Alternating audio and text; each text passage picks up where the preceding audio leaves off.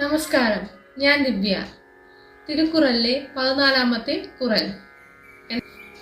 ഏരിൽ ഉഴവർ പുയലെന്നും വാരി വളം കുൻട്രിക്കാൽ.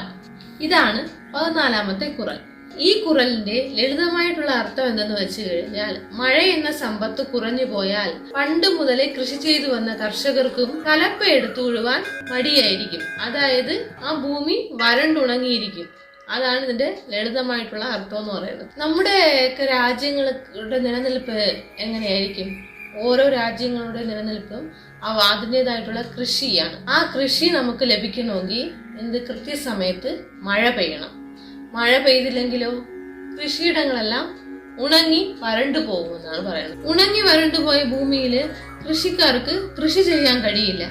കൃഷി ചെയ്യാൻ കഴിയാതെ വരുമ്പോൾ ലോകം തന്നെ പട്ടിണിയിലേക്കാണ് പോകുന്നത്. വലിയ ദാരിദ്ര്യത്തിലേക്കാണ് നമ്മൾ പോകുന്നത്.